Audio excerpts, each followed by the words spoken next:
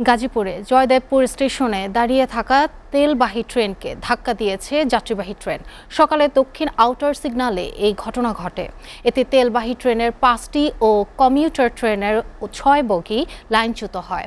ঘটনার পর ঢাকার সঙ্গে উত্তর পশ্চিম রুটে ট্রেন চলাচল বন্ধ হয়ে যায়। পরে 4 ঘন্টার পর আবার ট্রেন চলাচল স্বাভাবিক হয়। ঘটনায় জয়দেবপুর জংশনের স্টেশন মাস্টার ও 2 পয়েন্টসম্যানকে সামরিক বরখাস্ত করা হয়েছে। গাজীপুর প্রতিনিধির প্রতিবেদন। জয়দেবপুর স্টেশন মাস্টার হানিফ মিয়া জানান, সিগন্যাল ম্যানের ভুলের কারণেই টাঙ্গাইল কমিউটার ও মালবাহী ট্রেনের সংঘর্ষ হয়েছে। এতে ট্রেনের লোকোমাস্টার সহ আহত হন অর্ধশতাধিক। ঘটনার পর জেলা প্রশাসন আবুল ফাতেহ মোহাম্মদ শফিকুল ইসলাম ঘটনাস্থল পরিদর্শন করেন। তিনি জানান, আহতদের গাজীপুরের শহীদ তাজউদ্দিন আহমেদ মেডিকেল কলেজ হাসপাতালে নেওয়া হয়েছে। ঘটনা তদন্তে 3 সদস্যের তদন্ত কমিটি গঠন ও 2 দিনের মধ্যে রিপোর্ট দিতে বলা হয়েছে। তো ওইরকম নাই, আমাদের চালক এবং তার সহকারী আহত হয়েছে, তাদেরকে শহীদ আহসানুল্লাহ মাস্টার মেডিকেল কলেজে হসপিটালে আমরা চিকিৎসা দিচ্ছি।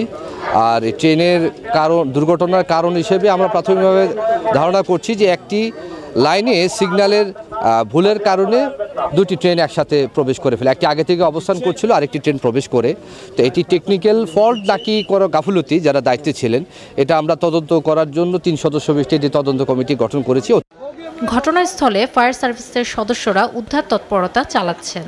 সংবাদ পাওয়ার সাথে সাথে আমাদের জয়দেবপুর ফায়ার স্টেশনের 2টি ইউনিট ঘটনাস্থলে চলে আসি। এসে দেখি যে 2টি ট্রেন, একটি হচ্ছে টাঙ্গাইল কমিউটার, একটি হচ্ছে তেলবাহী ট্রেন, মুখোমুখি সংঘর্ষ, 4 জন আহত। ট্রেন দুর্ঘটনার জন্য সিগন্যালিং ভুলকে দায়ী করেছে স্থানীয়রা।